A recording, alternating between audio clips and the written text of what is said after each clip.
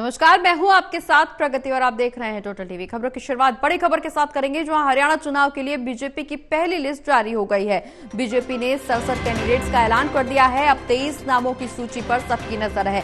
अगले 1 से 2 दिन में लिस्ट की घोषणा हो सकती है। उम्मीदवारों की लिस्ट जारी होते ही बीजेपी में घमासान मचा हुआ है। दरअसल लिस्ट जारी होते ही कई जगहों पर बगावत भी शुरू हो गई है। बीजेपी में इस्तीफों की झड़ी लग गई है। सफीदो, उकलाना, राणा में बगावत देखने को मिल रही है। इसके अलावा पृथला, महम और थानेसर और बाड़ा में भी बगावत सामने आई है। रतिया के बीजेपी विधायक लक्ष्मण नापा ने इस्तीफा दे दिया है। हिसार जिला सचिव दर्शन गिरी महाराज ने भी इस्तीफा दे दिया है। बीजेपी की प्राथमिक सदस्यता से इस्तीफा दिया गया है। दादरी किसान मोर्चा अध्यक्ष विकास ने भी इस्तीफा दे दिया है। बता दें कि हरियाणा विधानसभा चुनाव 2024 की वोटिंग के लिए अब 1 महीने से भी कम का समय बचा है। ऐसे में सभी दल अपनी अपनी तैयारियों में जुटे हुए हैं। भारतीय जनता पार्टी ने कल ही हरियाणा विधानसभा चुनाव के लिए अपने 67 उम्मीदवारों की लिस्ट जारी कर दी है।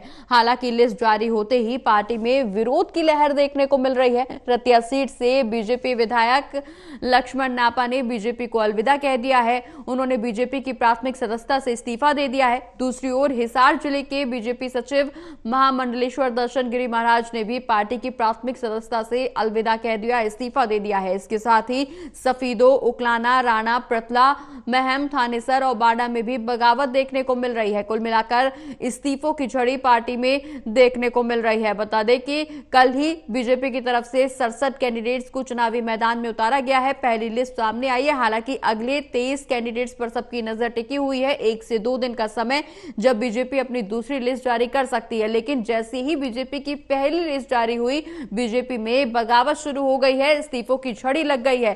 कई ऐसी जगह, कई ऐसे क्षेत्र जहां पर विधायकों की तरफ से बगावत सामने आ रही है। ज्यादा जानकारी के लिए हमारे साथ तो सहयोगी ललित लाइव जुड़े हुए हैं। ललित, सफीदो, उकलाना, राणा में बगावत देखने को मिल रही है। कल ही 67 उम्मीदवारों को चुनावी मैदान में उतारा गया है। पहली लिस्ट सामने आते ही अब तमाम जगहों पर विधायकों की बगावत सामने आने लगी है। कैसे पार्टी इस अंदरूनी कलह से उभर पाएगी, क्योंकि 1 महीने से भी कम का समय जब विधानसभा चुनाव सर पे है? बिल्कुल आपने सही कहा प्रगति की। जिस तरीके से घटनाक्रम घटा है कल रात के बाद से अभी सुबह में हम देख रहे हैं कि काफी नाराजगी बढ़ गई है। और सबसे बड़ी बात यह है कि जिस तरीके से घटनाक्रम हुआ और लोगों ने एक के बाद एक इस्तीफे देने शुरू किए, ये बता रहा है कि भारतीय जनता पार्टी में फिलहाल सब कुछ ठीक नहीं है। अब आने वाले दिनों में बड़े नेताओं के मान मनोबल से अगर कोई मानता है तो वो एक अलग बात हो सकती है। अन्यथा अभी फिलहाल जिस चीज की आशंका भारतीय जनता पार्टी हरियाणा संगठन में लगाई जा रही थी, वही होता हुआ दिखाई दे रहा है। पार्टी का इस लेवल पर मंथन, टिकटों के लिए इतना इंतजार, ये एक अपनी पार्टी रणनीति बना रही थी, वो रणनीति इसीलिए थी कि मान मनोबल किया जाए और लोगों को नाराजगी कम से कम हो। हालांकि अभी तक जिस तरीके से 3-4 इस्तीफे हो चुके हैं और आज के दिन में भी माना जा रहा है कि कुछ लोग और इस्तीफा दे सकते हैं, तो इन सारी परिस्थितियों के बीच में सबसे अहम बात यह है कि भारतीय जनता पार्टी अब किस तरीके से इस मान मनोबल को बनाती है, क्योंकि संगठन का एक साथ होना बेहद जरूरी है। 10 साल की एंटी इनकम्बेंसी है भारतीय जनता पार्टी के साथ, तो उसे भारतीय जनता पार्टी इस तरीके से नहीं लड़ सकती। अगर अपने ही संगठन में एकता नहीं होगी तो फिर किस तरीके से आगे काम होगा। तो ये काफी अहम सारी चीजें हैं जिसको लेकर पार्टी में सबसे ज्यादा विमर्श होने की आवश्यकता है। अब देखना होगा आने वाले दिनों में पार्टी कैसे सबको मनाती है और सबको अपने संगठन के नीचे लेकर आती है। जी बिल्कुल ललित, जिस तरह से यहाँ पर विरोधाभास की स्थिति देखने को मिल रही है, अंदरूनी कलह यहाँ पर पशुपेश की स्थिति बीजेपी के लिए बनाती हुई नजर आ रही है। हालांकि 23 सीटों पर अभी भी उम्मीदवारों की घोषणा होना बाकी है। प्रत्याशियों की दूसरी सूची जब आएगी तो कहा यह जा रहा है कि निश्चित तौर पर कुछ विधायक आगे आने वाले समय में भी ऐसे होंगे जो पार्टी से किनारा कर सकते हैं। लेकिन ऐसे में सवाल ये भी उठता हुआ नजर आ रहा है ललित कि अगर इस पशुपेश की स्थिति से उभर कर विधानसभा में चुनाव बीजेपी जीत भी जाती है तो उसके बाद आगे की क्या कुछ रणनीति होगी, क्योंकि जितने विधायक 10 सालों में बीजेपी ने अपने पास जमा किए हैं, जो विधायकों के तौर पर जमा पूंजी है बीजेपी की, वो कहीं ना कहीं खो देगी पार्टी। ऐसे में जनता के बीच जो अपनी पैठ बनाते हैं कार्यकर्ता, विधायक, नेता, उनके बलबूते ही चुनाव जीता जाता है। चुनाव जीतना बेहद चुनौतीपूर्ण है और अगर किसी तरह से चुनाव जीत भी लिया गया तो आगे की रणनीति क्या होगी बीजेपी की?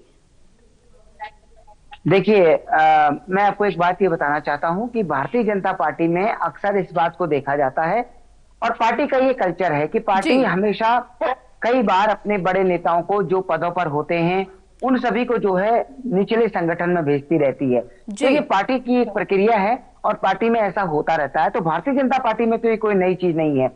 मसलन अगर कोई आदमी विधायक है, उसको इस बार टिकट नहीं दिया जा रहा है, तो इसका मतलब ये नहीं है कि भारतीय जनता पार्टी में कि उसकी नाराजगी का स्तर इतना हो जाना चाहिए कि वो मान मनोबल के बाद भी ना माने। क्योंकि भारतीय जनता पार्टी में हमने देखा अभी हाल ही में जो इससे पहले वाली सरकार थी, उसमें कृषि मंत्री नरेंद्र सिंह तोमर को चुनाव लड़ाने के लिए भेज दिया गया मध्य प्रदेश में, प्रहलाद सिंह पटेल को चुनाव लड़ाने के लिए भेज दिया गया। तो जो लोग केंद्रीय मंत्री के पद पर थे उनको राज्य में विधायक का चुनाव लड़ाने के लिए भेज दिया गया। तो पार्टी जिसकी जरूरत को जब भी महसूस करती है, जहां महसूस करती है, वहां वो उसको लगा देती है। और अपनी पार्टी का लक्ष्य केवल एक ही है कि सबसे पहले पार्टी को एक तरह से मजबूती से खड़ा करना और पार्टी को चुनाव में जीत दिलाना। कल रात भी मनोहर लाल खट्टर ने एक बात कही, उन्होंने कहा चुनाव हमारे लिए हर चुनाव हमारे लिए एक ही जैसा है और हर चुनाव को हम उसी शिद्दत के साथ लड़ते हैं जैसे एक पंचायत के चुनाव को लड़ते हैं। तो कुल मिलाकर पार्टी का इशारा साफ है कि वो इस चुनाव को भी पूरी ताकत के साथ लड़ने जा रही है। और प्रगति अब ये मानकर चलिए कि आने वाले दिनों में अब हरियाणा का रण जो है पूरी तरह से खुलने वाला है। प्रधानमंत्री नरेंद्र मोदी, अगर सोनिया गांधी आती है तो वो भी, राहुल गांधी, केसी वेणुगोपाल, मल्लिकार्जुन खड़गे, बीजेपी के नेता राजनाथ सिंह, स्मृति ईरानी, सब लोग जो है, योगी आदित्यनाथ, सारे हरियाणा के मैदान में आपको नजर आएंगे। और आए दिन आपको ऐसी खबरें आएंगी कि आज इस बयान को लेकर विपक्ष ने साधा है निशाना, और इस तरीके की खबरें जो कि एक तरह से सियासी पार्टी को बढ़ाते हैं। बिल्कुल ललित, हालांकि ये इस बात से इनकार नहीं किया जा सकता कि पार्टी हमेशा, बीजेपी हमेशा अपने एक्सपेरिमेंट को लेकर के, हमेशा अपने रिस्क को लेकर के, हमेशा अपनी स्ट्रेटेजीज को लेकर के जानी जाती है। जैसे ही चुनावी माहौल आता है, पार्टी में एक्सपेरिमेंट्स का दौर शुरू हो जाता है। रिस्क लेने से बीजेपी आलाकमान कभी भी पीछे नहीं हटता, स्ट्रेटेजीज अलग अलग बनाई जाती है चुनावी फतह के लिए। लेकिन कई बार ऐसा होता है कि बीजेपी अपने एक्सपेरिमेंट्स की वजह से, स्ट्रेटेजीज की वजह से उसको मुंह की भी खानी पड़ती है, और कई बार ये एक्सपेरिमेंट और ये स्ट्रेटेजीज बीजेपी को फतेह करवा देते हैं चुनाव। क्या हरियाणा विधानसभा चुनाव फतेह करने के लिए बीजेपी की ये रिस्क, बीजेपी की ये स्ट्रेटेजीज और ये एक्सपेरिमेंट काम आएंगे? देखिए, काम आएंगे या नहीं आएंगे ये तो 8 तारीख को ही पता चलने वाला है कि, लेकिन जैसा कि आपने भी कहा, भारतीय जनता पार्टी रिस्क लेने में विश्वास रखती है और अक्सर उसके जो रिस्क होते हैं वो उसकी उम्मीदों पर खरे उतरते हैं। तो अब जो है भारतीय जनता पार्टी ने कई जगह रिस्क लिया है। उन्होंने नेता पुत्र पुत्रियों को टिकट दिया है, पूर्व सांसदों को मैदान में उतारा है। हालांकि गोहाना से अरविंद शर्मा के नाम को लेकर काफी नाराजगी थी, लेकिन बावजूद उसके पार्टी ने अब उनको उतार दिया है। और अब वहां पर संगठन किस तरीके से उनके साथ काम करता है, कैसे वो अपनी सीट निकालते हैं, इसी तरह से कई और सीटें हैं। हालांकि अभी अगर गुड़गांव मंडल की सीट देखी जाए तो उसमें एक पटौदी की सीट का ऐलान होना भी बाकी है। वहां पर भी भारतीय जनता पार्टी के सामने कई सारी चुनौतियां हैं। तो कुल मिलाकर स्ट्रेटजीज की बात जहां पर है, रिस्क की बात जहां पर है, भारतीय जनता पार्टी वो जमकर लेती है।